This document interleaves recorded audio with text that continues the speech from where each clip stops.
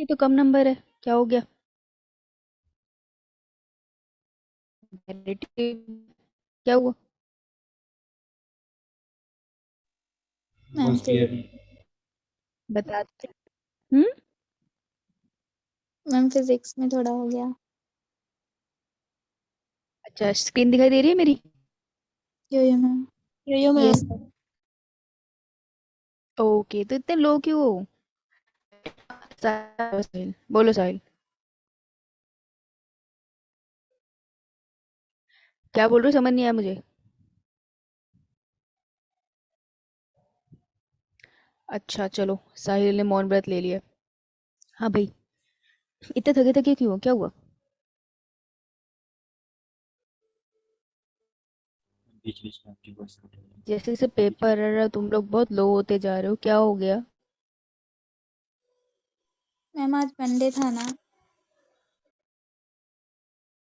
बड़ा हेक्टिक दिन था तेरा, तू जॉब पे जाती है? नो मैम, स्कूल जाती हूँ मैम। हैं? ये तो हमें बोलना चाहिए। तो बेटा, मंडे और वेंसडे में स्कूल में क्या फर्क है? मैम मंडे को बहुत फर्क होता टेस्ट है? होते हैं। अच्छा, वो टेस्ट होता, अरे टेस्ट है, फिर फिजिक्स की भी एक क्लास होगी। अरे यार, मेरी क्लास में तो तुम मरे हुए आए, ये तो गलत बात है। होश में आओ। हाँ, होश में आ जाओ, कॉलेज पढ़ानी मैंने तुम्हें, मर जाओगे। चलो कोई बात नहीं, हम कोशिश करेंगे। साहिल, तुम बायोटेक का क्या बोल रहे थे, मुझे अभी तक समझ नहीं आया। क्वेश्चन या तो टाइप कर दे या फिर माइक ऑन करके बोल दे। ठीक है। नहीं मैं बोल रहा था कि एप्लीकेशन वाला चैप्टर नहीं करेंगे अभी हम, क्या वो कंप्लीट थोड़ा ना हुआ अभी। क्या रह गया था? एलाइजर रह गया, फिर वेस्टर्न ब्लॉटिंग्स रह गई, नॉर्थर्न ब्लॉटिंग, वो सब कुछ रह गया अभी। तो एलाइजा, वो जो टेक्निक्स है ना, वेस्टर्न सदर्न ब्लॉटिंग, हाइब्रिडाइजेशन और एलाइजा, वो टेक्निक मैं तुमको अभी चैप्टर कराऊंगी, ह्यूमन हेल्थ एंड डिजीज। क्योंकि एड्स वहाँ आता है ना, तो उसके साथ वो टेक्निक करा दूंगी। क्योंकि तुम्हारा बायोटेक का टेस्ट था ना, तो उससे पहले मैंने वो कवर करा दिया, और तो उनमें क्वेश्चन भी एक ही मिला था प्रीवियस ईयर में मुझे। तो इसलिए मैंने उसको यहाँ नहीं कराया, वो मैं ह्यूमन हेल्थ एंड डिजीज के साथ करा दूंगी। ठीक है। Yes ma'am. Okay ma'am. तो हो गया बीटी कॉटन, जिससे मैक्सिमम क्वेश्चंस आते तो करना। यार इतना कम बोलना है तो जाओ यहाँ से, चले जाओ। वॉइस क्लियर नहीं आपकी। की वॉइस कट वॉइस क्लियर करके नहीं है आती मेरी?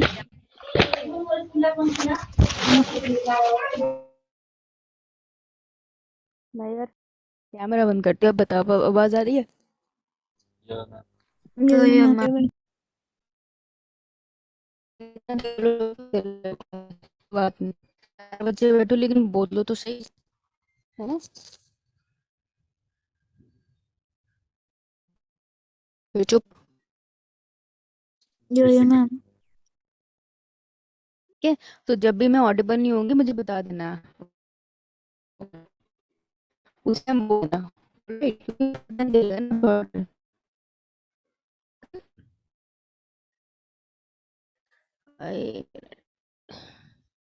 Is it okay? Yo ma'am. Yo ma'am. Give me 1 minute.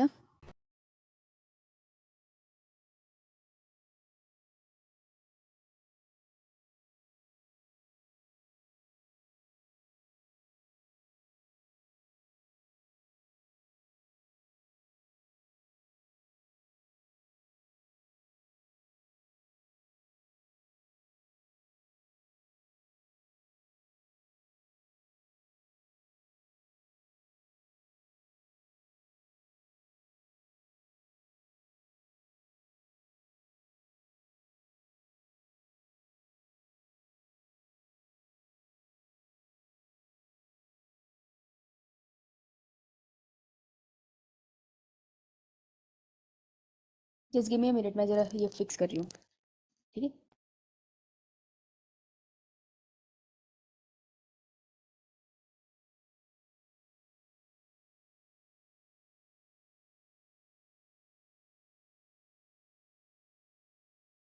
Hello, am I audible now? Yo ma'am. Yes ma'am. Yes Okay, ma'am. so that outside thing didn't work. Am I visible now? Yo ma'am. Yo ma'am. Okay. All right. So,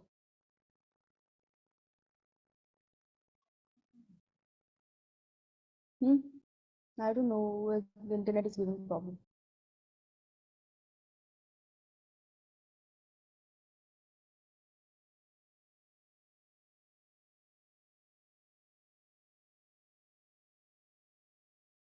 Okay, bhai.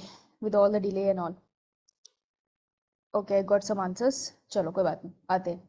तो हम जो करने वाले हैं ecology का सुन लो। क्या time हुआ है यार? समय कितना हुआ? समय कितना हुआ? 7:30। हो 15 मिनट इसमें निकल गए। ठीक है। तो देखो इकोलॉजी का हम जो यूनिट है ना वो पूरा कवर करने वाले हैं। ओके, तो पहले सुन लो इकोलॉजी में कौन कौन से चैप्टर है।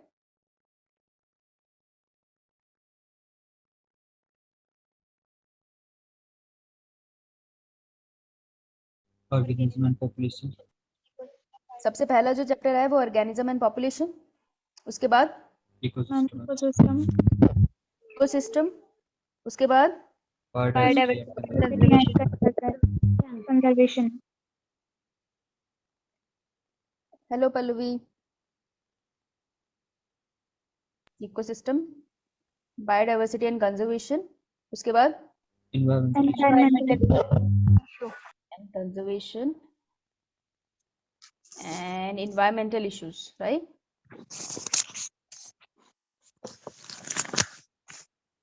कौन सा चैप्टर इसमें से हो रखा है हमारा ऑलरेडी? इकोसिस्टम हो रखा है। यहाँ पर हमें एज हो गया है। देखो हमने सारे इंपॉर्टेंट टॉपिक्स ही करने हैं ना। हमने ये डिसाइड कर रखा है कि हम लोग पूरा सिलेबस तो कर नहीं पाएंगे, 70% करेंगे, राइट? सो हमने जो सारे इंपॉर्टेंट टॉपिक करने हैं उसमें हमें एक एज हो गया कि हमें ये जो पूरी यूनिट है इसे कंप्लीट करने के लिए हमारे पास है 6 डेज। ठीक है, क्योंकि संडे को है तुम्हारा इसका टेस्ट, इन्वायरमेंटल इशू और तुम्हारा मॉलिक्यूलर बायोलॉजी का है। मॉलिक्यूलर बायोलॉजी तो कर ही चुके हो, रिवाइज करना होगा तुम्हें, राइट? करेक्ट? Yeah, ma'am. तो बस अब होश में आ जाओ, सारे सोना बंद करो। 1 घंटा होश में आ जाओ फिर चले जाना। ठीक है, तो 6 डेज है, राइट? 6 डेज में हमारा इकोसिस्टम ऑलरेडी हो चुका है। ठीक है, ऑर्गेनिज्म एंड पॉपुलेशन आज करने लगे, बायोडाइवर्सिटी, कंजर्वेशन, एनवायरमेंटल इश्यूज हमें करना है। ठीक है, तो तुम्हें जो ध्यान रखना है वो ये कि सबसे पहले इकोलॉजी में तुम्हें किसे फॉलो करना है? एनसीईआरटी। एनसीईआरटी कैसे फॉलो करनी है? इसमें तुमने करने हैं सारे एग्जाम्पल्स, ऑल जितने एग्जाम्पल्स है वो सब तुम्हें बाय हार्ट पता होने चाहिए। जो पेपर आएगा इसमें से लगभग एक्सपेक्टेड पेपर कितना होता है पता है किसी को? कितने नंबर का? कितने मार्क्स का? 25 to 35 मार्क्स का पेपर अकेला आ जाता है इससे। और मिक्स एंड ब्लेंड आता है, इससे ज्यादा भी आ सकता है, लेकिन 30 से नीचे जाता नहीं है जर्नलिस्ट से पेपर। तो इससे अच्छे खासे क्वेश्चन आएंगे और एग्जाम्पल बेस्ड आएंगे। तो वो तुमसे ये नहीं पूछेंगे कमेंसलिज्म क्या है, वो एग्जाम्पल देके पूछेंगे इन दोनों के बीच में रिलेशनशिप क्या है। वो तुमसे ऐसे नहीं पूछेंगे सक्सेशन बताओ क्या है, वो तुम्हें एग्जाम्पल देके पूछेंगे कौन सी सक्सेशनल स्टेज आएगी। ठीक है, बायोडाइवर्सिटी कंजर्वेशन में वो एक्ट की डेट पूछ लेंगे तुमसे। इन्वायरमेंटल इशू में कैसे उसको सॉल्व करने के मैकेनिज्म है उनके बारे में पूछ लेंगे। ठीक है, तो तुम्हें इसमें सिर्फ एनसीईआरटी पढ़नी है। तो जितने बच्चों के पास एक्स्ट्रा बुक है सब साइड में रख देना। ओके, तुमको पढ़ना है तो पढ़ लो एक्स्ट्रा, किसी ने ऐसे मना नहीं किया है, लेकिन पहले हम क्लास के हिसाब से प्रिपेयर करेंगे, उसके बाद तुम्हें जितना एक्स्ट्रा पढ़ना पड़ो। तो एनसीईआरटी सब उठाएंगे और इस स्पेसिफिकली इस यूनिट के लिए सब अपने एक्स्ट्रा बुक्स को साइड में रख देंगे पढ़ने के लिए। सो नो थ्योरी किसी और बुक से। किसी और बुक से तुम्हें क्या करना है? सिर्फ पीवाईक्यूज लगाने हैं। कौन कौन से पीवाईक्यूज लगाते हैं हम मनीष? नीट एम्स और कौन से लगा सकते हैं हम? AFM AFMC, very good. और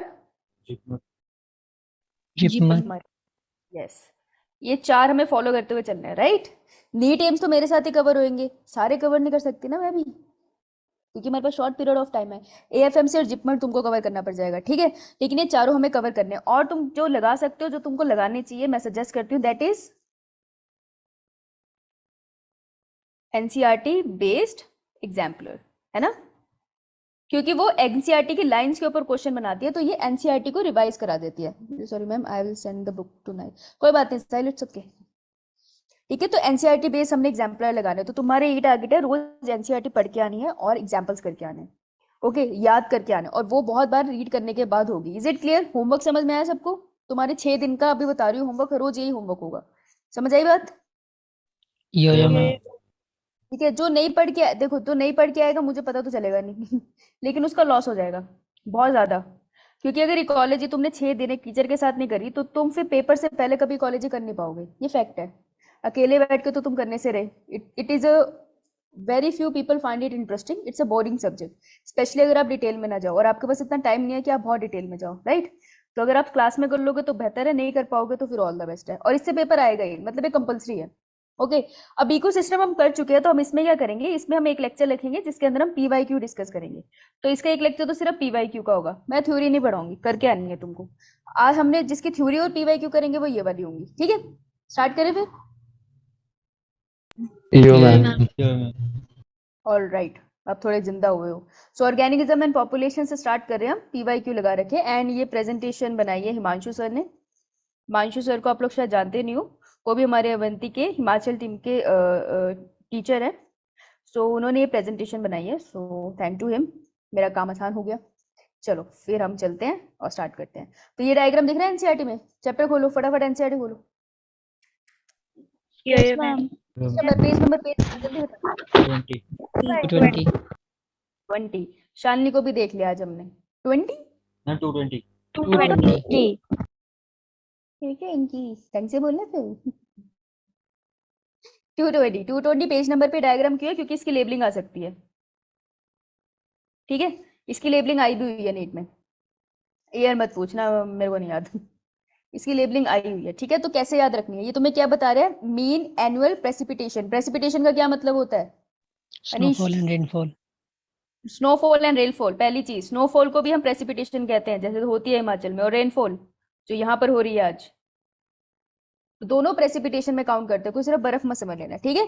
तुम्हें क्या ध्यान देना है, नीचे टेम्परेचर, यहाँ पे प्रेसिपिटेशन ये बता रहे हैं 50, 100, 150 सेंटीमीटर में, ठीक है। और यहाँ मीन एनुअल टेम्परेचर बता रहे हैं डिग्री सेल्सियस में, पहले माइनस में है यहाँ टेम्परेचर, यानी कि बहुत ज्यादा ठंडी है, और फिर ऊपर की तरफ प्लस में जा रहा है टेम्परेचर, यानी कि गर्मी है। इसके अराउंड ये अरेंजमेंट बता रहे हैं, ठीक है। तो इसके अराउंड अरेंज कैसे होते हैं, ये सब तुम्हें लेबल करने के लिए आ सकते हैं, तो वेरी इंपॉर्टेंट। तो कैसे दिमाग लगाना है कि जो आर्कटिक और एल्पाइन टुंड्राज हैं, ये होते हैं बहुत ठंडे रीजन, तो ऑब्वियसली ये नेगेटिव में मिलेंगे तुम्हें। तो इस पिक्चर में सबसे नीचे जो है वो आर्कटिक वाला है, ठीक है, ए स्क्वायर सबसे नीचे है। Is it clear? Yeah, ma'am. Yeah, ma'am. Grassland है, जो ग्रासलैंड है उसके अंदर सबसे कम क्या होगी, ग्रासलैंड टेम्परेचर से याद मत करना, डेजर्ट सॉरी, डेजर्ट टेम्परेचर से याद मत करना, डेजर्ट तुम याद करना किससे, प्रेसिपिटेशन से। सबसे कम प्रेसिपिटेशन वही होती है ना, बारिश के लिए तरसते हैं। तो ये जो डेजर्ट है वो बिल्कुल इस तरफ है इस ग्राफ की, क्योंकि यहाँ पे प्रेसिपिटेशन सबसे कम है, राइट। तो जो सबसे कम प्रेसिपिटेशन शो कर रहा है वो है डेजर्ट, ठीक है। तो डेजर्ट और आर्कटिक रीजन हो गया, डन। Yeah, अब ma'am. देखो Yeah, ma'am. सबसे ज्यादा बारिश कहाँ होती है और सबसे ज्यादा टेम्परेचर भी अच्छा खासा कहाँ होगा, वो होगा तुम्हारा ट्रॉपिकल फॉरेस्ट। इसलिए ट्रॉपिकल फॉरेस्ट देखो प्रेसिपिटेशन सबसे ज्यादा शो कर रहा है। अब ट्रॉपिकल रीजन क्या होता है, अगर तुम ये ग्लोब देखो, ये ग्लोब है जो मैंने उठाया इंटरनेट से ऑब्वियसली, ठीक है। तो अगर ये ग्लोब है, अर्थ है, तो सन किधर बनाऊं, कौन सी लाइन के पास बनाऊं, इक्वेटर। हाँ, जहाँ पे सन की किरणें सबसे ज्यादा जाती है ना। तो सन की जो रेज होती है जो सबसे ज्यादा बहुत अच्छे से जाती है वो इक्वेटर ही होता है।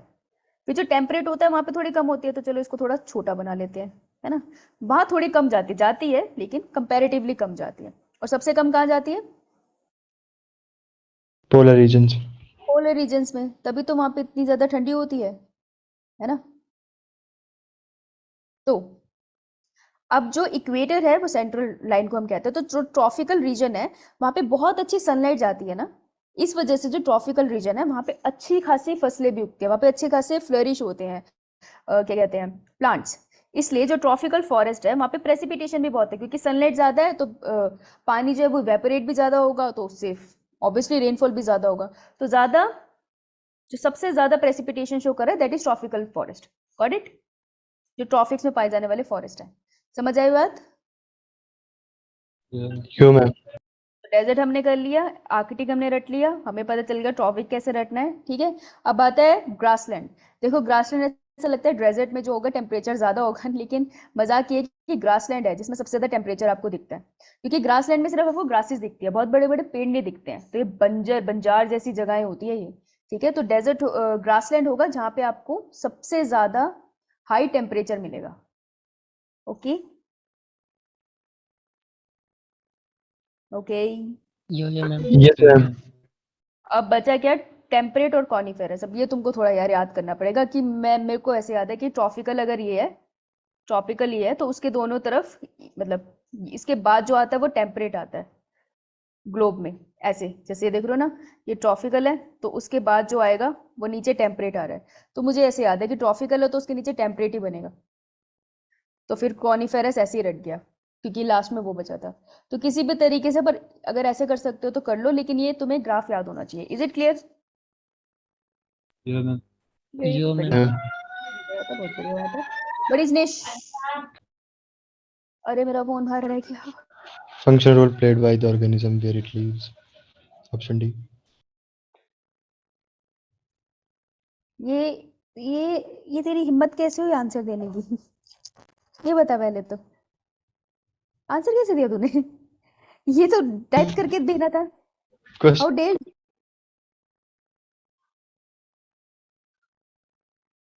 How dare you,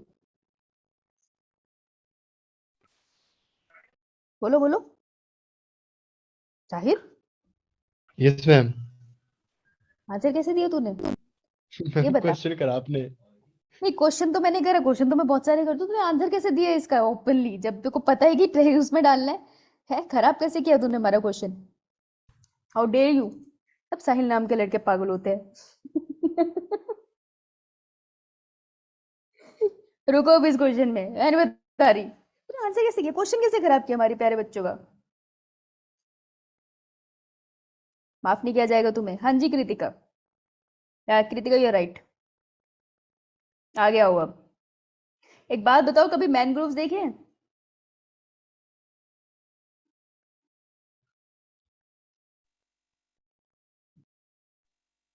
no ma'am. अरे तो बेटा आवाज मुंह से तो निकाल, मन में बोलेगी तो मन की बात नहीं पढ़ सकती हूँ, जोर से बोल। मैम पिक्चर्स में देखे।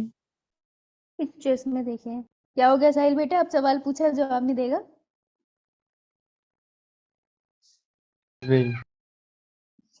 नहीं, जवाब तो दे। अरे मजाक कर रही हूँ, कोई बात नहीं, आएंगे दोबारा उस क्वेश्चन पे। आगे कॉन्सेप्ट की बात कराऊंगी। तो मैनग्रोव्स क्या होते हैं, ये ऐसे वाले प्लांट्स हैं जो थोड़े दलदली सी जगह पे मिलेंगे। ठीक है, मतलब इनको ना बिल्कुल साफ पानी नहीं चाहिए, इनको थोड़ा सा पानी चाहिए जो थोड़ा सॉल्टी हो। तो ये वो वाले ट्रीज है, बहुत बड़े बड़े ट्रीज होते हैं ये, दलदली से इलाके में मिलेंगे तुम्हें। जैसे गोवा तो नहीं गए होंगे, गोवा गए हो क्या? No ma'am. No ma'am. कोई है यस मैम वाला बच्चा? यार मैं शिमला में मैनग्रोव्स तो नहीं बता सकती, लेकिन क्या होता है ना, ये एरिया जो होता है ये दलदली होता है। दलदली का मतलब है कि पानी मिट्टी से मिक्स होती है।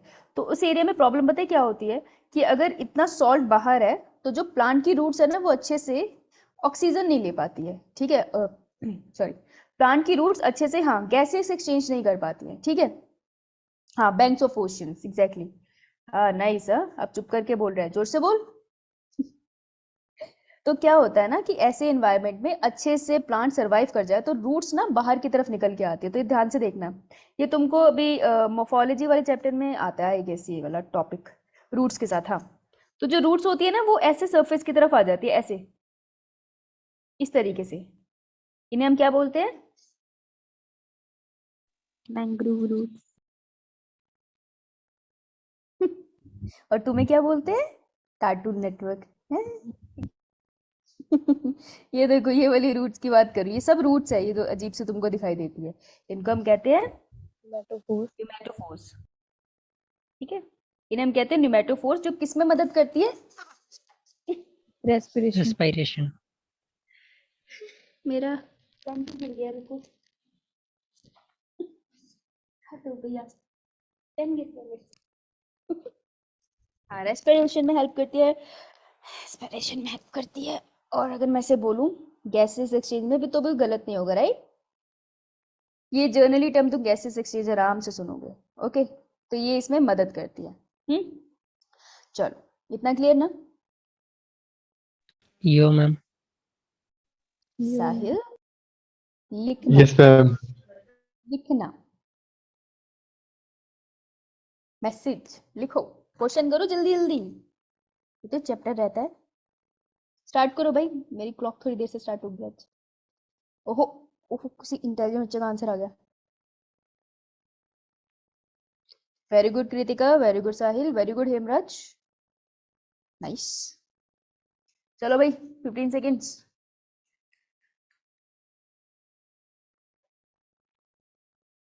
नहीं वेरी गुड रिया नहीं सान्या सोचो थोड़ा सा ओके स्टॉप नहीं पल्लवी यस दिवेश दिवेश ने से बोल्ड में लिखा है आंसर मुझे चीख के दे रहा है कि ये आंसर है गुड आंसर चलो रुक जाओ स्टॉप मैंने बोला stop Shalini plants which produce characteristic pneumatophores जो बनाते हो एंड शो विविपेरी क्या होता है seed germination. Ma'am respect to plant seed germination ही होगा है। बेटा सीड तो जनरेट हर बार ही होता है फिर ओविपेरी क्या है बता इसमें क्या जर्मिनेट होगा पत्ते हाँ भाई बॉटनी के शहंशाह ओविपेरी एंड विविपेरी देखो विविपेरी का मतलब क्या होता है ह्यूमन के रिस्पेक्ट में बोले तो बर्थ देना ना child birth in the sense basically जो बेबी है ग्रो इन मदर्स वूम यही होता है विविपेरी कि बच्चा वेट के अंदर पले और उसके बाद जो बच्चा है वो पैदा हो राइट उसको कहते हैं विविपेरी प्लांट में विविपेरी कैसे हो सकता है प्लांट में विविपेरी का मतलब है कि सीड स्टार्ट्स टू जर्मिनेट अरे मैं लिख क्यों रही हूँ पीछे अगले स्लाइड में लिखा है मैंने sorry seed start to germinate when it is attached to the tree तो पेड़ से गिरने से पहले अगर सीड जर्मिनेट होना स्टार्ट हो जाएगा ना तब उसको विविपेरी कहेंगे ठीक है साहिल तुम्हारा आंसर पार्शियली करेक्ट था पेड़ के साथ वो अटैच है तब वो जर्मिनेट हो रहा है तो विविपेरी अगर नीचे गिर के जर्मिनेट हो रहा है तो ओविपेरी ये बेबी बाहर आके जर्मिनेट हो रहा है ना देन ओविपेरी विविपेरी होगा जब वो पेड़ के साथ अटैच है is it clear yo ma'am. ठीक है बाकियों को क्लियर नहीं हुआ इसी को क्लियर हुआ clear ma'am. Okay all clear clinic all clear so वो वाले प्लांट जो न्यूमेटोफोर्स भी बनाते हो और विविपेरी भी शो करते हो तो वो कौन से होते हैं सो आंसर वुड बी मैंने कहा था ना न्यूमेटोफोर मैंग्रोव शो करते हैं और मैंग्रोव कैसे इलाके में रहते हैं थोड़े सेलाइन तो ये तुम्हारा हिंट था ठीक है तो सेलाइन एनवायरनमेंट में रहते हैं ये थोड़ा सा तुम कह सकते हो आउट ऑफ द इस चैप्टर इकोलॉजी से बाहर का क्वेश्चन है ये तुम्हें 11 से कंपेयर करके आया तो इकोलॉजी पढ़ के तुम्हें ये सही से मिलेगा नहीं ठीक है लेकिन हमें इसकी वजह से 4 वर्ड्स पता चल जाएंगे तो आंसर वुड बी हेलोफाइट्स क्या होते हैं हेलो का मतलब होता है सेलाइन ये वाला हेलो नहीं है ये होता है सेलाइन सेमो का मतलब क्या होता है याद है तुमको समथिंग रिलेटेड टू सॉइल अगर तुमको याद है मैंने तुम्हें सक्सेशन कराया था वहां पे सेमो शेयर करके कोई वर्ड बताया था रिमेम्बर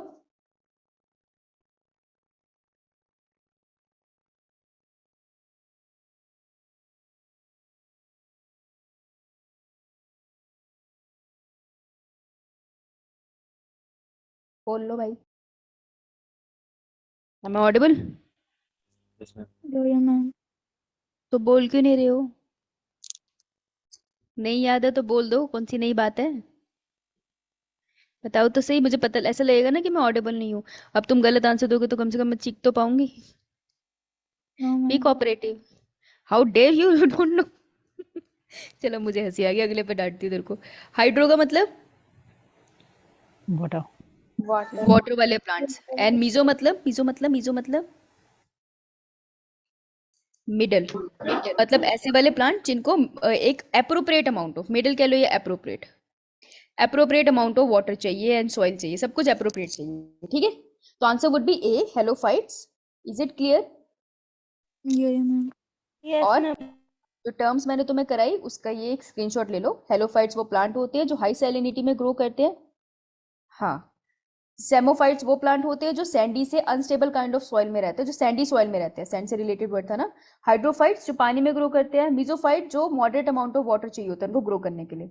एंड विविपेरियन प्लांट्स से seed starts to germinate when present on the parent body. This is a very important thing to say, क्योंकि हमें क्लिक नहीं करता जल्दी से ना। Done. Done, ma'am. In terms से क्वेश्चन आ सकता है, तो ये टर्म्स है इंपॉर्टेंट। ओके चलो next, do this question.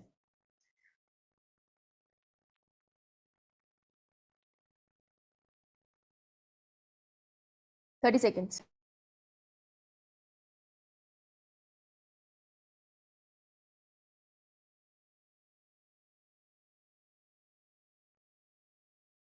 30 seconds. 20 seconds are done. 3 answer आए मेरे पास, 4 आंसर आए मेरे पास, इतने कम।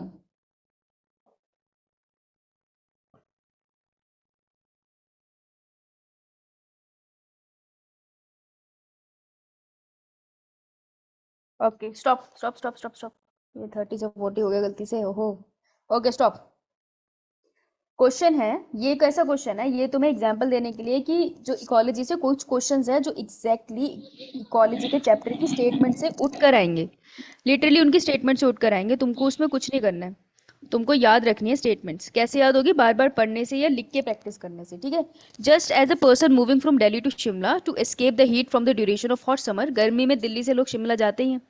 Thousands of migratory birds from Siberia, बहुत सारे माइग्रेटरी बर्ड साइबेरिया से और एक्सट्रीमली कोल्ड जगह से जाते हैं नदर्न रीजन्स, मूव टू, कौन सी जगह पे वो मूव करते हैं। तो ये स्टेटमेंट तुम्हारी एनसीईआरटी में दे रखी है, पॉपुलेशन एंड इकोलॉजी वाले चैप्टर में है। किसी के पास अभी पेज नंबर निकालो, 225। 225 निकाला? Yes, ma'am. माइग्रेट वर्ड दिख रहा है? Yes, ma'am. माइग्रेट वर्ड में last Yes, third ma'am. Line पढ़ो, लास्ट थर्ड लाइन पढ़ो। मिला? आंसर क्या होगा? Ma'am, D. Clearly. या कोयलेडो नेशनल पार्क। अब देखो इसी को ऊपर जाके देखो, इस क्वेश्चन से तुमको पता चल गया। इसी को ऊपर से अंडरलाइन करना स्टार्ट करो, कोयलाडो नेशनल पार्क, वहां से लेकर लास्ट लाइन तक, नदर्न रीजन तक अंडरलाइन कर लो। तो देखो कैसे उन्होंने Done, ma'am. Statement directly NCERT से थी, बस उन्होंने एक कहानी डाल दी उसके साथ। इजी है ना? 4 मार्क्स थे ये, समझ आई? स्लाइड ये ले। कहाँ था तो अब तक, इतनी देर से जागा? अच्छा, समझ आया ना एनसीईआरटी से कैसे आएगा? बहुत बढ़िया बात है। चलो फिर ये वाला वक्र बताओ। समय शुरू होता है अब। वैसे इतना पुराना क्वेश्चन करना नहीं था, पर सर ने डाला है कुछ समझाने के लिए एग्जाम्पल, तो ये भी एक एनसीईआरटी का एग्जाम्पल है। मैं एग्जाम्पल तब तक ढूंढती हूँ, कहाँ था ये एग्जाम्पल, बहुत एग्जाम्पल है इस चैप्टर में।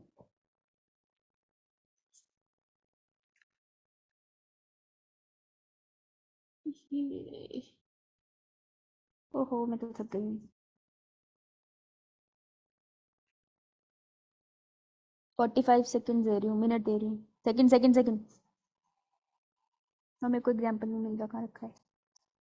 ओके 3 आंसर्स पिटोगे मुझसे? स्टॉप। एग्जाम्पल एनसीईआरटी का ये पढ़ा किसी ने लिजर्ड वाला? अच्छा एक सेकेंड, 235 एडेप्टेशंस। कैंगरू मिल गया मुझे, लिजर्ड कहाँ मिला तुझे?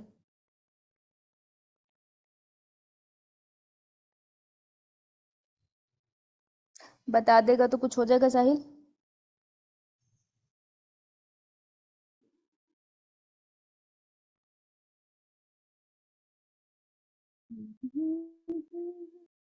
तो बेटा मुझे एकदम से एग्जांपल दिख नहीं रहा है, पर ये एनसीईआरटी का एग्जैक्ट एग्जांपल है। चलो आज सॉल्व कर लेते हैं यहाँ पे, कोई बात नहीं। Consider the following 4 conditions and select the correct pair. पहले तो करेक्ट पेयर करना है तो उसको अंडरलाइन करना है, ठीक है। करेक्ट पेयर को हमें सिलेक्ट करना है। एंड एडेप्टेशन ये बता रहे हैं कि जो लिजर्ड होती है, डेजर्ट लिजर्ड, ठीक है, नॉर्मल तुम्हारे घर वाली छिपकलियां नहीं है, ये रेगिस्तान में मिलने वाली है, ठीक है। तो वो कैसे एडेप्टेशंस करती है अपनी बॉडी में एक्सट्रीम इन्वायरमेंट को सर्वाइव करने के लिए। तो इस पे क्वेश्चंस बहुत सारे बनते हैं। अगर तुम पेज नंबर 225 पे जाओगे तो एडेप्टेशन का पैराग्राफ मिलेगा तुम्हें, देखो मिल रहा है कहीं पे लिखा हुआ एडेप्टेशंस। यो या मैम। तो एडेप्टेशन के पैराग्राफ में वो तुमको बता रहे हैं कि जैसे गर्मी वाले इलाके में जो लीफ होते हैं फॉर एग्जाम्पल, तो गर्मी वाले इलाके में जो लीफ होते हैं उनके जो स्टोमेटाज होते हैं ना वो नीचे की तरफ होते हैं। मतलब ये पत्ता है ना, इसके ऊपर की लेयर में होते हैं जनरली स्टोमेटा, ताकि वो सारी सनरेज पकड़ ले। लेकिन इनके केस में थोड़ा अंदर को धसे होते हैं, सनकिन स्टोमेटा एक वर्ड यूज करते हैं हम उनके लिए। तो ये क्यों होता है? ताकि बहुत सारी जो स्ट्रॉन्ग सी सन रेज आ रही है वो सबके सब स्टोमेटा पे पड़े ना, स्टोमेटा डिस्ट्रॉय हो सकता है। ठीक है, और ट्रांसपीरेशन को भी वो बचाना चाहते हैं, वाटर लॉस को अपने लीफ के सरफेस से बचाने के लिए इस तरीके की एक एडेप्टेशन है प्लांट्स की। और इनके अंदर एक और साइकिल मिलती है, कैम साइकिल, राइट। तो अगर मैं तुमसे यही इसी क्वेश्चन में डेजर्ट लिजर्ट को चेंज करके ये दो पॉइंट्स डाल देती कि जो प्लांट है वो डेजर्ट में कैसे सर्वाइव करते हैं, उनके अंदर कैम साइकिल होती है, उनमें सनकिन स्टोमेटा होते हैं, और दो ऑप्शन और डाल देती, तो ये दो स्टेटमेंट करेक्ट होती। तो समझ रहे हो किस तरीके से इसी के बेस पे नया क्वेश्चन बनाया जा सकता है उस पैराग्राफ से। Did you get it? Yo yeah ma'am. बहुत बढ़िया बात है, चलो। सो अब है सबसे पहले तुमको, हाँ क्या बोला? मैम ये वाला जो 226 पे जो लास्ट पैराग्राफ है उसमें दिया हुआ अडेप्टेशन का। 26? यस मैम, जो लास्ट है अडेप्टेशन का पैसेज। अच्छा लिजर्ट वाला। Yes ma'am. ये ना मुझे ना इसने साहिल ने मिसगाइड करा मुझे 225 बोल के, मैं 225 में ढूंढ रही थी। 226 में लास्ट पैराग्राफ में है। चल तुम मेरे से मिलके जाना जरा। तुम मत तंग नहीं कैसे मेरी करती हो? मैम मेरी बुक में 225 भी है ना। इसकी अलग बुक है, बाकी सबकी बुक में का है? 226 में लास्ट पैराग्राफ देखना जरा। Yes, ma'am. 226 में. 226 में है ना, 226। ये हमारी क्लास को, ये हमारी क्लास को गुमराह कर रहा है, ये हमारी क्लास को गुमराह कर रहा है, इसको दूसरे ट्यूशन वालों ने हायर किया है। तो मिलके जाना। तो अब देखो इसका आंसर कैसे देना ये सोचना है। एक बेचारी छिपकली है जो बहुत ही गर्मी में बैठी है, वो कैसे सरवाइव करेगी यार? बरोइंग मतलब छुप जाना, in soil to escape high temperature. जब बाहर बहुत गर्मी है तो वो मिट्टी के अंदर जाकर छुप जाएगी। क्या ये सही एडेप्टेशन लग रही है? करती होगी छिपकली। Yes ma'am. Yo, अगर ma'am. डिस्कवरी चैनल देखा है ना तो उसमें देखोगे छिपकली ऐसे खुचक के अंदर चली जाती है। Losing heat rapidly from the body during high temperature. High temperature में अपनी बॉडी से वो बहुत जल्दी जल्दी से हीट लॉस कर लेती है। Is it true? No oh ma'am no ma'am. बेटा वो कौन सा ऐसे मतलब कोई सुपर हीरो ऐसे करे वो सारी हीट लूज होगी? अगर सारी हीट ऐसे लूज कर लेती तो फिर मिट्टी के अंदर जा क्यों रही थी, सैंड के अंदर जा ही क्यों रही थी? ऊपर करके एक बार ऐसे करती 1 2 3 सारी हीट चलेगी। जादू थोड़ी है। ऐसा नहीं होता, तुम बहुत भोले हो अभी। Bask in sun when temperature is low. जब टेम्परेचर लो होता है, बाहर गर्मी कम होती है, तो वो क्या सन में जाके बैठती है? बैठेगी?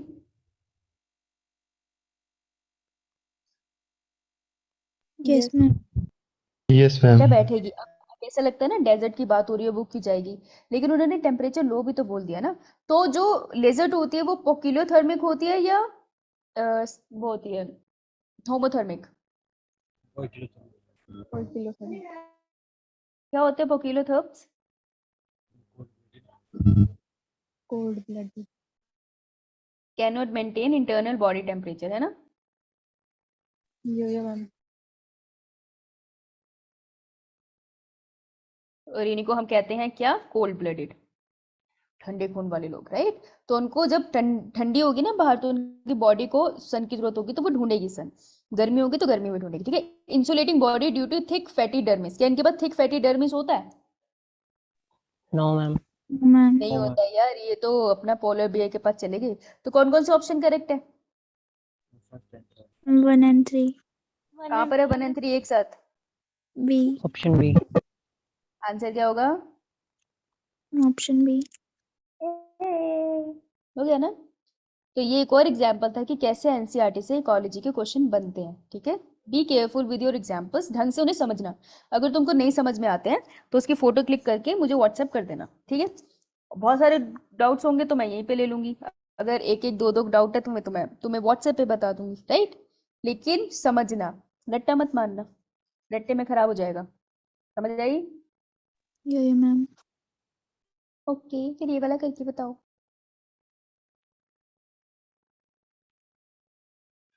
स्टार्ट। मैं इसके लिए 1 मिनट देती हूँ because it's a lengthy question as I can see. तब तक मैं जल ग्रहण कर लेती हूँ।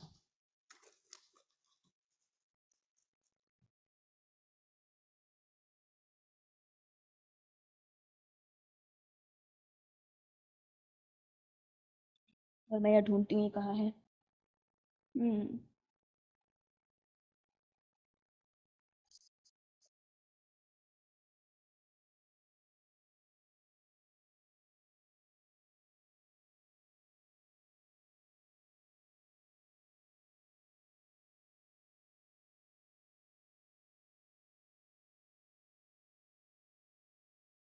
हम्म okay 10 seconds left. Good Anish, Kritika, Gurpreet.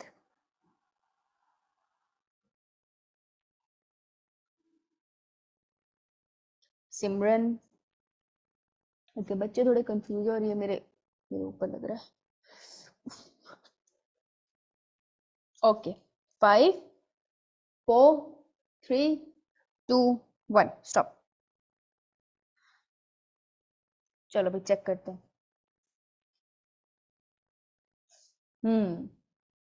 बहुत सोच विचार के बाद कुछ लोगों ने अपना आंसर बदल दिया है। Let's see. Consider the following 4 statements about certain desert animal such as kangaroo rat. तो कैंगरू रेट का जो एग्जांपल है वो हमारा पेज नंबर है 225 पे, लास्ट में 225 पे लास्ट पैराग्राफ है एडेप्टेशन में। मिला सबको? नहीं सॉरी फर्स्ट पैराग्राफ है। मिला सबको? फर्स्ट पैराग्राफ की थर्ड लास्ट लाइन मिला? Yeah, ma'am. ठीक है साहिल तुमको Yeah, ढूंढना पड़ेगा ma'am. बेटा, तुम्हारी बुक में थोड़ा डिफरेंट है ना, देख लेना। तो देखो वहां मिल पे गया मैम। हंस क्यों रहा है फिर? तो तुम बोलोगे मैम सारी स्टेटमेंट्स तो वहां नहीं रही है। देखो थोड़ी स्टेटमेंट देंगे, थोड़ा तुम्हें कॉमन सेंस लगाना पड़ेगा। कॉमन सेंस कैसे आएगा? जब तुम डिफरेंट डिफरेंट क्वेश्चन प्रैक्टिस करोगे तो धीरे धीरे कॉन्सेप्ट बिल्ट होगा, और जब तुम अंडरस्टैंड करोगे तो जब तुम कॉन्सेप्ट अंडरस्टैंड कर लोगे कोई एग्जाम्पल तो तुम्हें समझ आ जाएगा। इसलिए मैंने बोला एग्जाम्पल को समझना है कि वो एग्जाम्पल यहाँ क्यों यूज हुआ है। समझ में आई? तो एग्जाम्पल्स को समझना, उसके मीनिंग को समझना, then you will be able to solve it. तो देखो ये कैसे सॉल्व होगा। तो हमें ऐसे डेजर्ट एनिमल है कैंगरू, उसके अंदर एडेप्टेशंस देखनी है। ठीक है। They have they have dark colour and high rate of reproduction and excrete solid urine. क्या they have high rate of reproduction और उनका डार्क कलर होता है? ऐसा कुछ है? No, ma'am. ऐसा कुछ नहीं है। इसका कोई सेंस नहीं बना। They do not drink water, breathe at a slow rate to conserve water and have their body covered with thick hair. ऐसा कुछ है? बहुत थिक थिक हेयर होते हैं उनकी बॉडी पे और वो पानी पीते ही नहीं है। No, ma'am. और ऐसे तुम ऐसे ऊंट के पास जाके खड़े करना, वो तुम्हारे कानों में सांस से लेगा, वो सांस लेते हैं अच्छी खासी। ठीक है। सो this is also not the correct statement. They feed on dry seed and do not require drinking water. वो कह रहे हैं कि वो ड्राई सीड खाते हैं, तो अगर वो ड्राई सीड खा लेते हैं तो उनको खाने के साथ ड्रिंकिंग वाटर की जरूरत नहीं पड़ती है फिर। Is it true? ऐसा है? जिनको नहीं यो पता मैं मैम। बता रहा हूँ कि हाँ वो ऐसा है। कैसे पता चला मुझे? अगर मैं तुक्का भी मारूँ तो डेजर्ट जो है ना, वहां पर ड्राई सीड मिलना ईजी है as compare to other food. तो ड्राई सीड ये खाते होंगे, और खाना खाने के टाइम पे उनको एक गिलास पानी तो मिलने से रहा, पहले ही वो डेजर्ट में रहते हैं, वहाँ पे खाना पानी कहाँ मिलता है? इंसानों को नहीं मिलता, जानवरों बेचारों को कहाँ मिलेगा?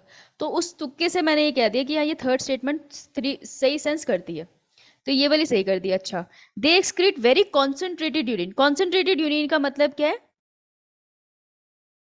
लेस वाटर, मतलब इनके मिनिमल यूरिन वॉल्यूम। में हाँ मिनिमम वॉल्यूम ऑफ वाटर होगा। And do not use water to regulate body temperature.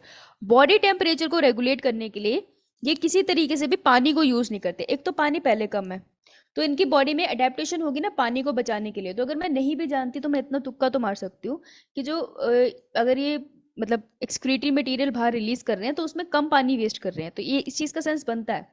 और बॉडी टेम्परेचर को रेगुलेट करने के लिए पानी नहीं यूज करते। चलो ये शायद किसी को ना पता हो। So this is a correct statement. So answer would be C. C. C, क्योंकि हमें ट्रू ढूंढना था। Answer would be C. समझ आया सबको? Yeah, ma'am. ओके। तो ना स्टेटमेंट वाले क्वेश्चंस को ना यहीं पे कर लिया करो, करेक्ट और इनकरेक्ट, फिर एंड में ढूंढा करो उन दोनों ऑप्शंस को लिख के कि जोन सा तुम्हें ढूंढना है। ओके, ये करना। हो, ये वाला करके बताओ, इसमें कॉमन सेंस लगेगा। ओ इतना ज्यादा कॉमन सेंस लग गया आज। स्टार्ट करो।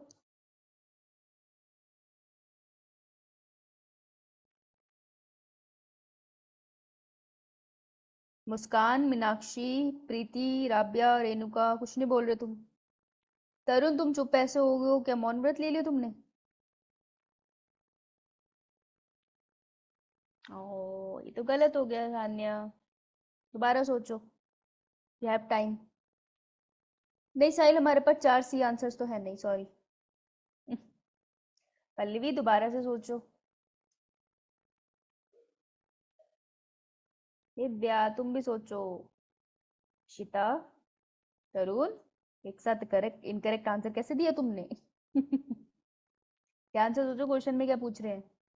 5 4, शिखा का आंसर नहीं आता। 3 2 1 स्टॉप। ओ अच्छा, नाम लेके बोलूं तो तुम आंसर दे दो, तो तुम्हारे हेडफोन नहीं लगे क्या कि घर वाले नाम सुनते हैं फिर तुमको आंसर देना पड़ता है, ऐसा है क्या? ऐसा है ना? हाँ दीपिका का आंसर भी आ गया, ऐसा है ना? सच बताना। नो, कि पहले तो आंसर दे नहीं रहे थे, अब एकदम से आंसर कैसे आ गए इतने सारे बच्चों के? सच बताओ, कितने कितनों के घर वाले पीछे बैठे हैं देखने के लिए? वैसे तुम बता भी नहीं पाओगे ना, अभी तुम पिट सकते हो। अच्छा है ये, नाम लेके बताती हूँ मैं तुम्हें। Animals have the innate ability to escape from predation. Predation क्या होती है? शिकार। शिकार, क्या बात है, शिकार हिंदी ट्रांसलेशन है। प्रिडेशन का मतलब वही शिकार करना, हिंदी ट्रांसलेशन है। तो प्रिडेटर कौन होता है? शिकारी। शिकारी शिकार करते हैं। शिकारी। और प्रे कौन होता है? जिसको मारेगा। इसका शिकार होगा, है ना? बहुत बढ़िया बात है, बहुत अच्छे से पता है तुम्हें ये कॉन्सेप्ट।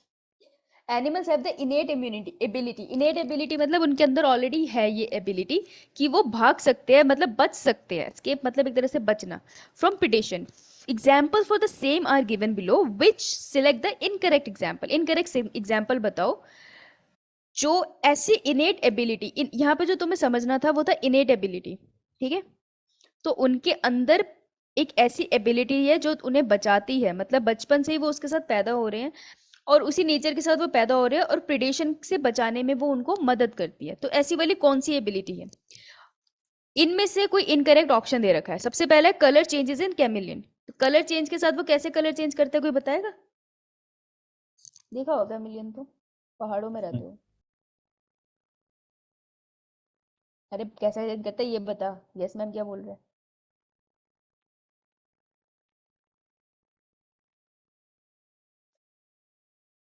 नहीं पता?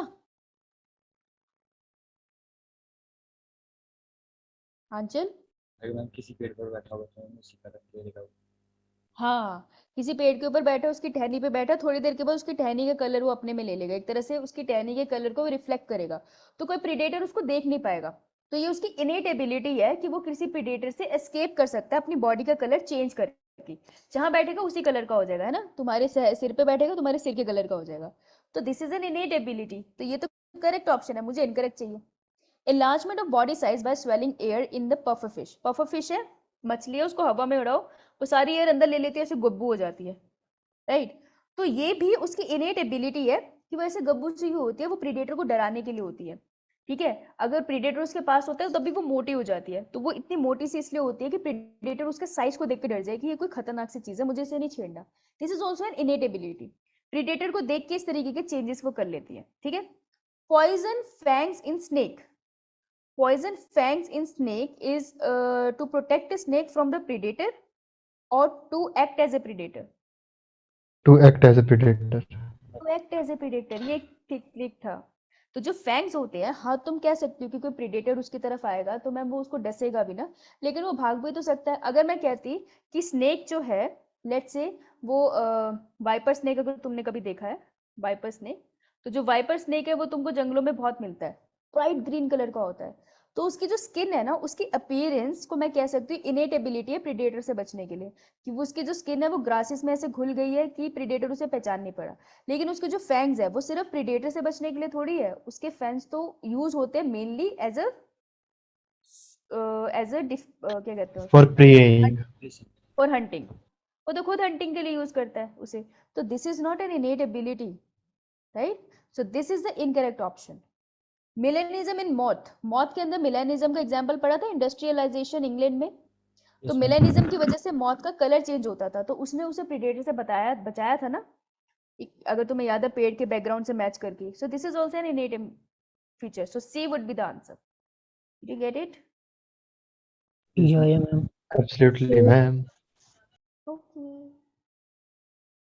ये करके बताओ।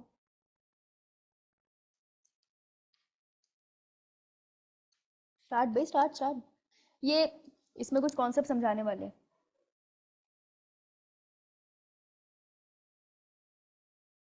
इससे क्वेश्चन बनते हैं, इसके हर एक ऑप्शन से एक क्वेश्चन बनता है। This is that important. क्या बात है अनीश, वेरी गुड, पहले ही क्वेश्चन आ गया, आंसर आ गया, गुड गुड। कृतिका, गुड। साहिल, ये बहादुर बच्चे हैं, हिम्मत करिए इन्होंने आंसर देने की। बाकी के पेरेंट्स को मैं बता दूं, उनके बच्चे आंसर नहीं कर रहे। आंचल, हेमरा, सिमरन, पल्लवी, भाग के आंसर आए हैं तुम्हारे। मैं बता दूं, मीनाक्षी आंसर नहीं कर रही, दिवेश भी नहीं कर रहा, गुरप्रीत भी नहीं कर रही, इशिता भी नहीं कर रही, किरणा भी आंसर नहीं कर रही, कृतिका भी नहीं कर रही, मृदुल ने आंसर करना छोड़ दिया है। अच्छा, गुरप्रीत का आंसर आ गया है, शालिनी और तनीषा का भी मैम आंसर आ गया है, दिव्या का भी आ गया है। इससे पहले कि चप्पल आए तुम्हारे पास, मैं बता दूं घर वालों को। ठीक है, बच गए तुम। Okay, stop. हाँ, दिवेश का आंसर आ गया आंटी, इशिता का भी आ गया। इन्हें मत मारना, बाकियों को पीटना। चलो, carnivores animal Lions and leopard occupy the same निश है इनकी, ठीक है? तो ये रहा अपना लायन, ये रहा लेपर्ड। सेम निश है मतलब इन्वायरमेंट में फंक्शनल रोल सेम है, ठीक है? क्या फंक्शनल रोल है एक लिविंग ऑर्गेनिज्म का? वो इन्वायरमेंट में रहता है, वहाँ खाना खाता है, किसी पर्टिकुलर हैबिटेट में रहता है, अपने हैबिटेट को प्रोटेक्ट करके रखता है, ठीक है? रिप्रोड्यूस करता है, अपने बच्चों को पालता है, उसे शिकार करना सिखाता है, ये सब उसकी निश है, राइट? तो जो लायन है उनकी सेम ही निश है, लेकिन while leopard take smaller ones, ये छोटे वाले जाएंगे, ठीक है? शायद पानी का सोर्स भी इनका एक ही है, आसपास कहीं रहते हैं, लेकिन खाना डिफरेंट टाइप का खा रहे हैं। Am I audible? Yes, ma'am. ठीक है, दोनों बढ़िया से नॉन वेजिटेरियन है, बढ़िया से नॉन वेज खाते हैं, बिल्कुल शाकाहारी तो कतई नहीं है। सेम निशान की, लेकिन ये फिर भी डिफरेंट टाइप ऑफ एनिमल खा रहे हैं। दिस मैकेनिज्म ऑफ कंपटीशन तो है ना इनमें, क्योंकि एक जैसा खाना खाते हैं, राइट? जैसे अगर अनीश और साहिल को साथ में बिठा दो और दोनों को बर्गर खाना पसंद है और वहाँ पे बर्गर लिमिटेड है, तो कंपटीशन तो रहेगा इनके बीच में। सो ये वाला कंपटीशन हम कैसे टाइप का कंपटीशन हम कंसीडर करते हैं, ये क्वेश्चन है, ठीक है? इन दोनों के बीच का जो कंपटीशन है, जो हमें दिख नहीं रहा पर है, उस कंपटीशन को हम क्या कहते हैं? तो उसके लिए तुम्हें टर्म पता होनी चाहिए। कैरेक्टर डिस्प्लेसमेंट क्या होती है? इसका एग्जाम्पल है डार्विन फिंचेस। पता है क्या होती है कैरेक्टर डिस्प्लेसमेंट? किसी को भी, एनीवन?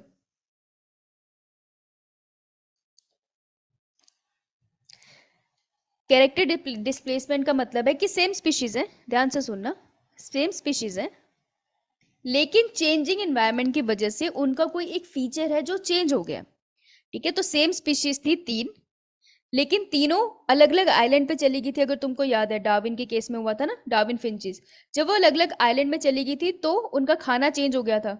तो किस स्ट्रक्चर में चेंज आ गया था उनकी बॉडी में? Big, big sweet. Beak size, है ना? तो बीक डिफरेंट टाइप के दिखने लग गए थे, तो हम कहेंगे तो उनका जो बीक का कैरेक्टर था वो डिस्प्लेस हो गया। अभी भी सेम स्पीशीज है, लेकिन because of the changing environment कोई कैरेक्टर उनकी बॉडी में, इट कैन बी मॉर्फोलॉजिकल जो तुम देख सकते हो, फिजियोलॉजिकल जो उसकी बॉडी के अंदर होगा, या बिहेवियरल भी हो सकता है, तो इसको हम कहते हैं कैरेक्टर डिस्प्लेसमेंट, ठीक है? कैरेक्टर डिस्प्लेसमेंट, सेम स्पीशीज में कोई फर्क आ गया because of the changing environment. तो इस पहले वाले ये जो एग्जाम्पल है लायन एंड लेपर्ड में, क्या कैरेक्टर डिस्प्लेसमेंट इसका एग्जाम्पल होगा? बिहेवियर चेंज मत ऐड करना इसमें, सॉरी, वो नहीं होगा। क्या कोई मॉर्फोलॉजिकल या फिजियोलॉजिकल चेंज हुआ है इनके अंदर, lion and No, leopard ma'am. में? No ma'am. नहीं यार, कुछ नहीं हुआ, वैसे ही खा रहे हैं दबा के, तो ये तो आंसर नहीं हो सकता। एल्ट्रुइज्म का एग्जाम्पल है honey bee, honey worker B. Altruism कौन होते हैं? सेल्फलेस, सेल्फलेस सेक्रीफाइसिंग पीपल, जो अपना नुकसान तक करा लेंगे दूसरे के फायदे के लिए, उनको कहते हैं एल्ट्रुइस्टिक ऑर्गेनिज्म। एल्ट्रुइज्म का मतलब क्या है? अपना नुकसान करा लो लेकिन दूसरे का भी फायदा हो। तो वर्कर बी अपना नुकसान कैसे कराती है? तुमको पता है वर्कर बी होती क्या है? क्या वर्कर बी फर्टाइल होती है? No, ma'am. No ma'am. जिनको नहीं पता, वो होती है स्टेराइल, मतलब वो बेबीज प्रोड्यूस नहीं कर सकती। तो ऐसा फीचर उन्होंने क्यों लिया कि वो अपनी प्रोजेनी ना प्रोड्यूस कर सके, जबकि नेचर में तो सब चाहते हैं अपनी जनरेशन बढ़ाए। क्यों उन सब ने अपने आप को सेक्रीफाइस किया और अपने आप पे क्या कर लिया, सारा का सारा काम ले लिया, वर्कलोड ले लिया? क्यों ऐसा किया? उन्होंने कहा अगर सब रिप्रोड्यूस करेगी तो खाना कौन लेकर आएगी, फिर बच्चों की ग्रोथ बहुत सेक्रीफाइस हो जाएगी, छत्ता कौन बनाएगी, हाइव कौन बनाएगी? तो उन्होंने नेचर में अब टाइम के साथ खुद को सेक्रीफाइस किया, किसके लिए? For queen. ठीक है, सो फॉर क्वीन उन्होंने अपने आप को सेक्रीफाइस किया कि ठीक है एक क्वीन लेंगे, सारा खाना हम इसको दे देंगे, इससे कोई काम नहीं कराएंगे, बदले में ये इतने सारे अंडे प्रोड्यूस करेगी, तो हमारा पूरा जेनेटिक मटेरियल तो नहीं गया, पर एटलीस्ट 25% जेनेटिक मटेरियल तो हमारा पास ऑन हो जाएगा नेक्स्ट जनरेशन में। अभी 25 कैसे होता है ये हायर ग्रेड में जानोगे, इतना जानने की जरूरत नहीं है। लेकिन वर्कर बी ने अपने आप को सेक्रीफाइस किया, वो चाहती तो खुद भी रिप्रोड्यूस करने का फीचर रख सकती थी, लेकिन उन्होंने अपने आप को स्टेराइल बना लिया ताकि एक क्वीन है जो जी सके और रिप्रोड्यूस कर पाए। सो this is an altruistic behaviour जो शो करती है हमें हनी बी। तो क्या लायन और लेपर्ड ने कोई एल्ट्रुइज्म शो किया? No, ma'am. बिल्कुल नहीं। वो कह रहे हो तुम मैदान में आओ, बिल्कुल लड़ाई हो जाएगी। रिसोर्स पार्टीशनिंग, रिसोर्स पार्टीशनिंग मतलब खाने को बांट लो एक तरह से, मतलब खाने को बांट लो, सॉरी, खाने को डिवाइड कर लो, उसे कहते हैं रिसोर्स पार्टीशनिंग, राइट? जैसे कि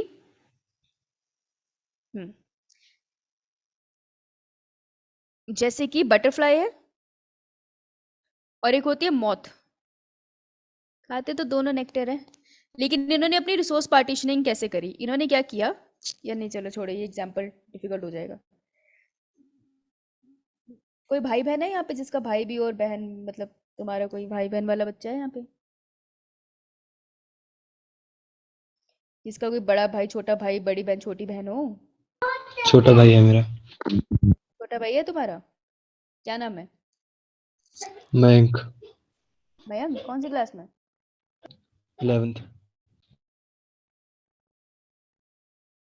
इतना भी छोटा नहीं है, इधर ही हो गया। यही पढ़ता है क्या पढ़ रहा है? जेई की पेपर कर रहा। जेई की प्रिपेयर कर रहा है? ओह अच्छा, एक बच्चा डॉक्टर, एक बच्चा इंजीनियर, वह सही है तुम्हारा, है तुमने राज करना है घर पे। चलो, तो मयंक और हमारे पास है साहिल,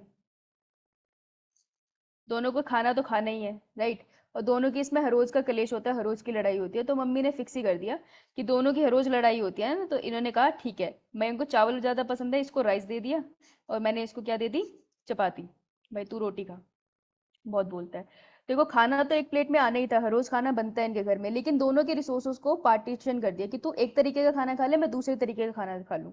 दोनों का पेट तो भरेगा ना चावल और चपाती खाने से, राइट? दोनों का पेट भी भरेगा, दोनों को जितना न्यूट्रिशन मिलना है उतना भी मिल जाएगा। तो इन्होंने क्या किया, अपने खाने को बस डिवाइड कर लिया। उसी तरीके से मुझे बताओ, क्या लायन और लेपर्ड के केस में एग्जाम्पल वैलिड है? रिसोर्स पार्टीशनिंग करी है इन्होंने? Yes ma'am. Ma'am. Yes exactly, जैसे मयंक और साहिल एक ही घर में रहते हैं और उन्होंने खाने को डिवाइड कर लिया, तो दोनों पेट भर के खा भी रहे हैं और एक दूसरे को पीट भी नहीं रहे हैं। उसी तरीके से लायन एंड लेपर्ड एक दूसरे को पीट सकते हैं, लेकिन वो पीट नहीं रहे हैं क्योंकि उसमें लड़ाई होगी, ज्यादा मेहनत लगेगी। तो उन्होंने क्या किया, अपने रिसोर्सेज की पार्टीशनिंग कर ली, भाई तू वो खा, मैं ये खा रही हूँ, खुश है हम दोनों, राइट? कॉम्पिटिशन एक्सक्लूजन क्या होता है?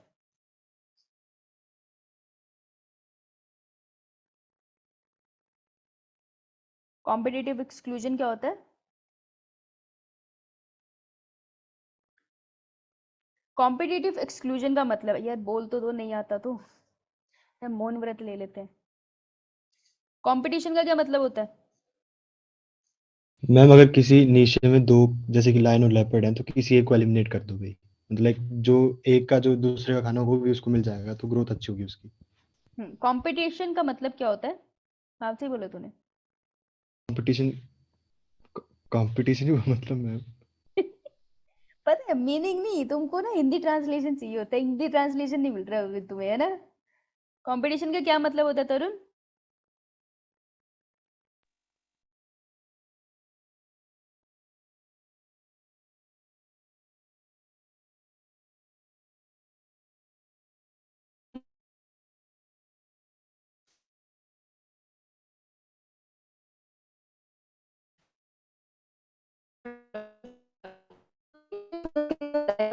मैम आपकी वॉइस क्लियर नहीं है।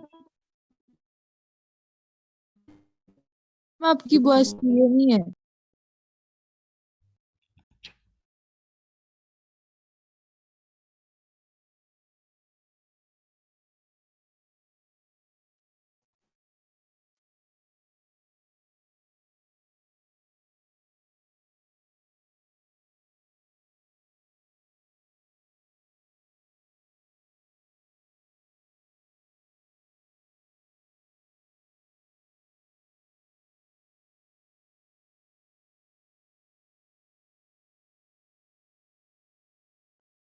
अब आ रही?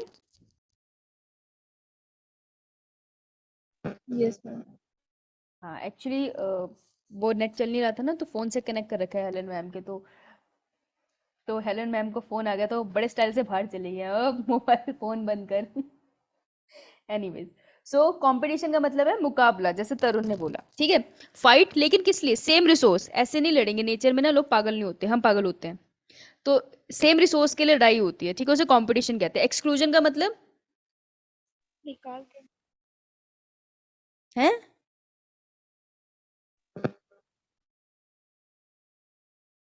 एक को मार दो। एक्सक्लूजन का मतलब मर गया, चला गया, वहां से चला ही गया, दैट इज एक्सक्लूजन। तो कॉम्पिटिटिव एक्सक्लूजन का मतलब है कि दो ऑर्गेनिज्म के बीच में सेम रिसोर्स के लिए लड़ाई हो रही है, जिसमें से एक को जानना ही पड़ेगा और दूसरा सर्वाइव कर जाएगा। ऑब्वियसली वो सर्वाइव करेगा जो ज्यादा स्ट्रांग है लड़ाई में, राइट? इसको कहते हैं कॉम्पिटिटिव एक्सक्लूजन। अब वो सेम रिसोर्स के लिए क्यों लड़ाई करेंगे? इसलिए क्योंकि रिसोर्स होगा लिमिटिंग। तो कॉम्पिटिटिव एक्सक्लूजन सिर्फ तब होता है जब व्हेन रिसोर्स इज लिमिटिंग। तो ये रहा नीट का क्वेश्चन, ठीक है, इसी से बनेगा क्वेश्चन। सो कंपटीशन एक्सक्लूजन होगा जब रिसोर्स लिमिटेड है। नहीं तो यार एक बात बताओ, अगर मैं पीछे वाले एग्जाम्पल की बात करूं, कहाँ गया हमारा शेर? शेर आराम से अपना खाना खा रहा है, लेपर्ड आराम से अपना खा रहा है, वो क्यों लड़ेंगे आपस में? लड़ने में लड़ाई में एनर्जी वेस्ट होती है ना। एनिमल स्मार्ट होते हैं, एनर्जी वेस्ट नहीं करते। लेकिन मान लो खाना लिमिटेड है, सिर्फ यही वाला खाना बचा है, तब लेपर्ड भी आके लड़ेगा कि मुझे खाना दे, और लायन भी लड़ेगा कि मुझे खाना दे, फिर जो स्ट्रांग होगा वो जीत जाएगा। सिमिलरली उसी को हम बोलेंगे कॉम्पिटिटिव एक्सक्लूजन। लायन जीत गया तो लेपर्ड को वहां से जाना पड़ जाएगा, राइट? तो ये होता है कॉम्पिटिटिव एक्सक्लूजन। समझ आई बात? Yes ma'am. तो answer would be in this case is C. अब इसकी अगर मैं डेफिनेशन बोलूं, क्योंकि इससे क्वेश्चन, ये किसी ने लेना है स्क्रीनशॉट तो ले लो। डन?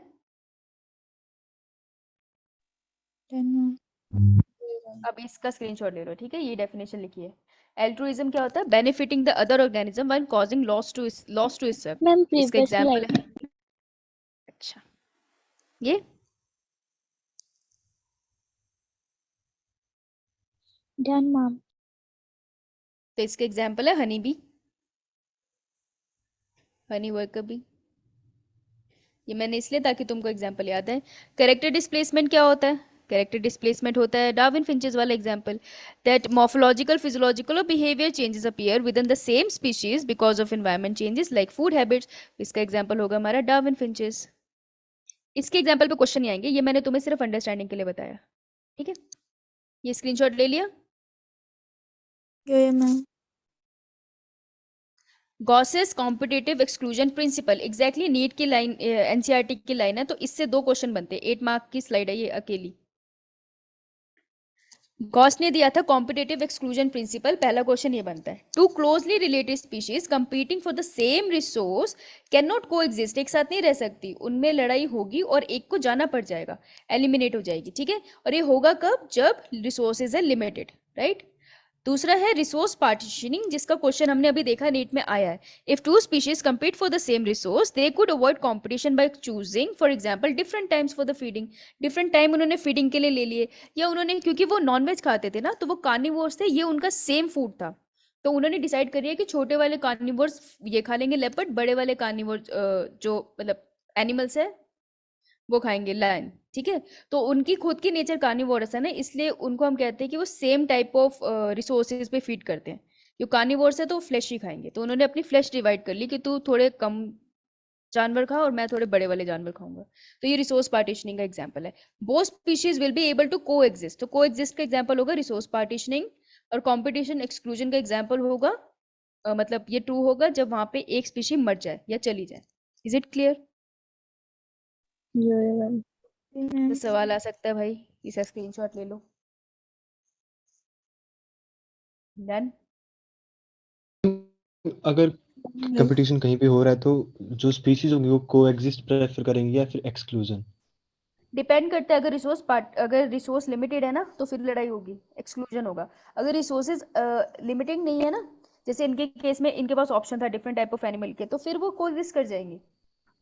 जैसे नीट की सीट्स अगर लिमिटेड है तो तुम सारे के सारे कंपटीशन कर रहे हो कि जिसको सीट मिल गई वो रह गया, बाकी एक्सक्लूड हो गया उस पर्टिकुलर ईयर में, तो वो एक्सक्लूड हो गया ना, तो एक्सक्लूजन है। मान लो सीट नीट की अनलिमिटेड होती पर थोड़ी होती, सबको कहीं ना कहीं सीट मिली जाती, राइट। तो रिसोर्स मैम अगर लिमिटेड है तो एलिमिनेशन होगा। ये क्वेश्चन करना 30 सेकेंड्स।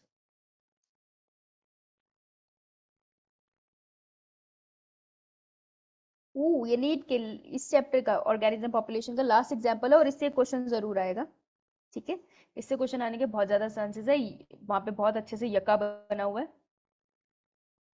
येलो कलर का, खाइएगा आप भी, खिलाइएगा घर पे लोगों, पढ़िएगा।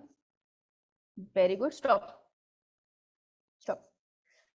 Which one of the following plants show a very close relationship, बहुत close relationship with the species of moth? moth के साथ relationship दिखाता है, where none of two can complete its life cycle without the other. दोनों एक साथ relation को हम क्या बोलते हैं जिसमें दोनों को फायदा हो?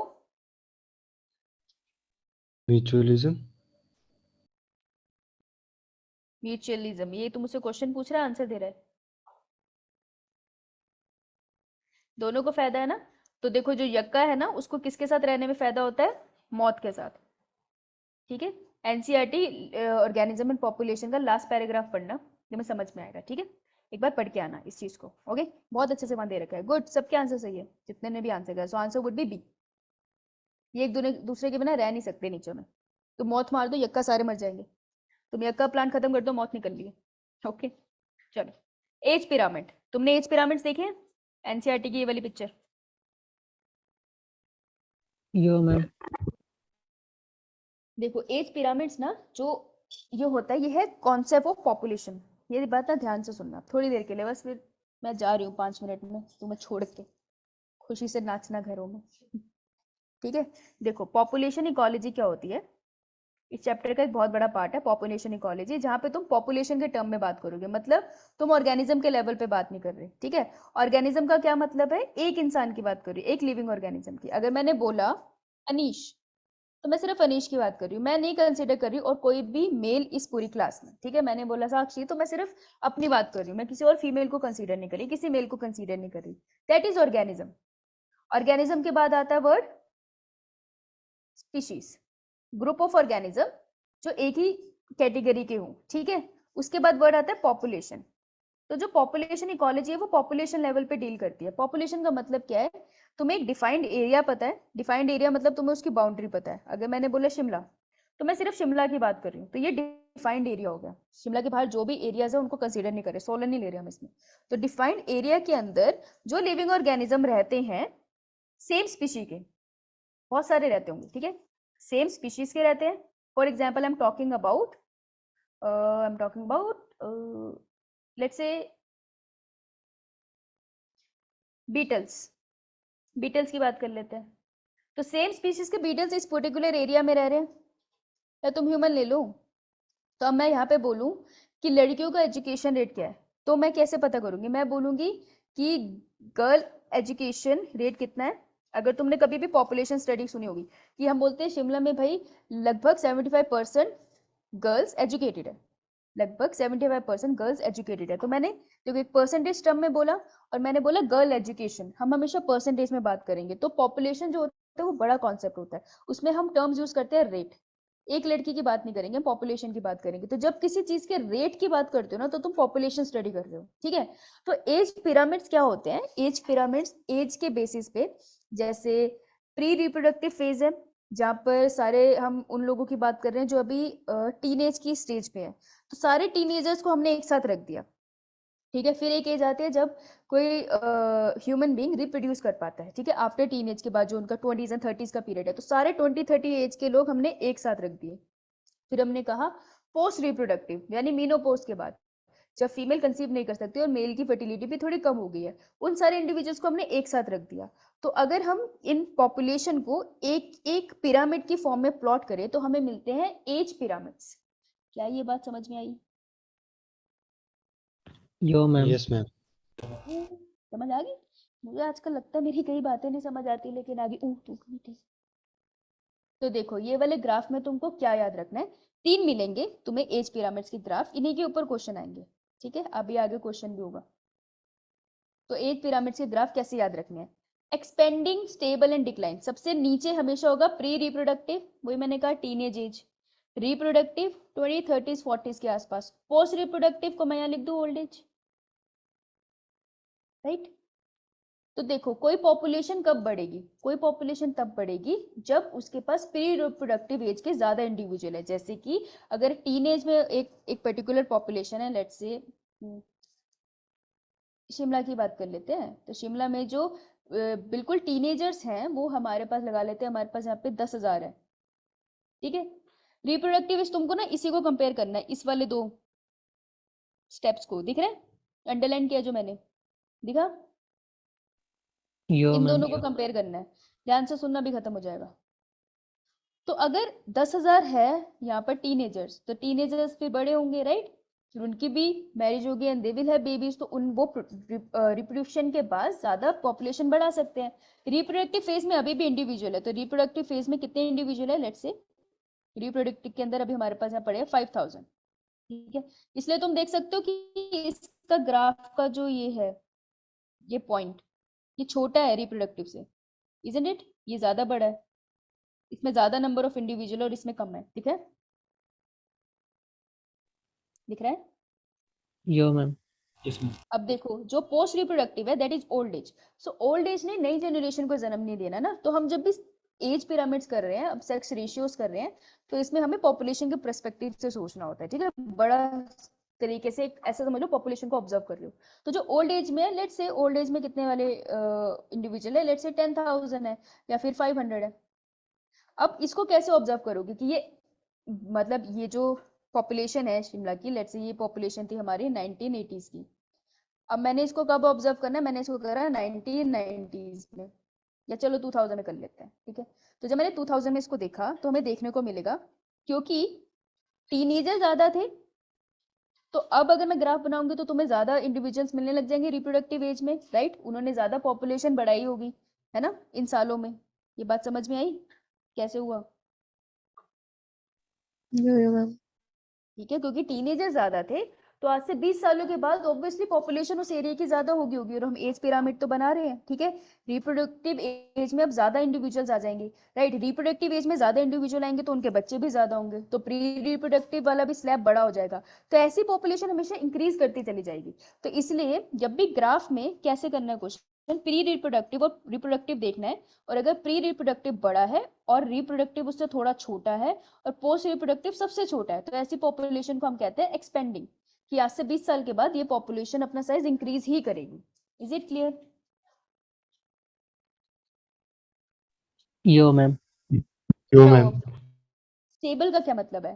प्री रिप्रोडक्टिव और रिप्रोडक्टिव ऑलमोस्ट सेम है, ठीक है। पोस्ट रिप्रोडक्टिव कम है, ओल्ड एज की इंडिविजुअल कम है, लेकिन टीनेजर भी लगभग 10,000 है और रिप्रोडक्टिव एज वाले भी लगभग 10,000 ही है।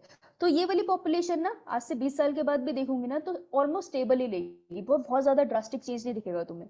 मतलब अगर जितने इंडिविजुअल, जैसे हर साल, मैं कहती हूँ हर साल यहाँ पर 100 बच्चे पैदा होते हैं, तो मे भी हर साल 100 बच्चे पैदा होंगे अगले 20 सालों तक। तो ऐसी पॉपुलेशन को हम स्टेबल कहेंगे। कैसे पता चलेगा मुझे? रिप्रोडक्टिव और प्री रिप्रोडक्टिव के जो ये बार है वो बिल्कुल सेम हाइट पे होंगे। Is it clear? Yo ma'am.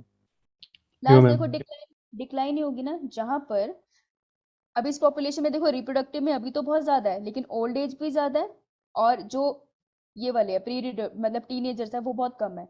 20 साल के बाद ये पॉपुलेशन देखूंगी तो रिप्रोडक्टिव में तो कोई पहुंचेगा ही नहीं, क्योंकि बच्चे तो थे ही नहीं ना इस पॉपुलेशन में। तो जहाँ पे बच्चों का नंबर अभी कम है, 20 साल के बाद वहां पे पॉपुलेशन भी डिक्लाइन हो जाएगी।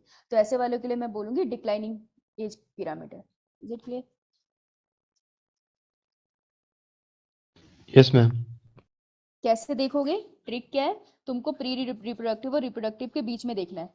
अगर प्री वाला बड़ा है रिप्रोडक्टिव से तो ये एक्सपेंडिंग है, अगर दोनों सेम है बस दो देखने हैं नीचे वाले तो ये स्टेबल है, और अगर प्री रिप्रोडक्टिव छोटा है रिप्रोडक्टिव से तो ये वाला डिक्लाइन है। ठीक है?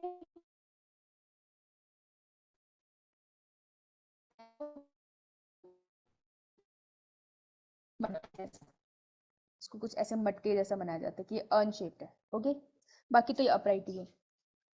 डन?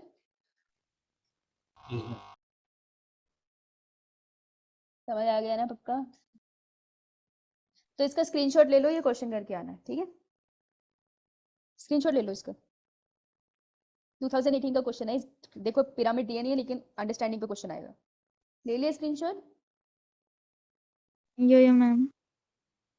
अब देखना, जाने से पहले दिखा रही हूँ कि तुम्हें ये इंटरेक्शंस पढ़ानी है उन्हें अच्छे से, ये ग्राफ कराना है, ये वाला ग्राफ कराना है, और ये वाला पिक्चर कराना है। तो हो सके तो इनको रीड करके आ जाना। हो सके क्या रीड करके आना? हाँ निश, या दैट्स द करेक्ट आंसर। तो इसे रीड करके आना, फिर नेक्स्ट क्लास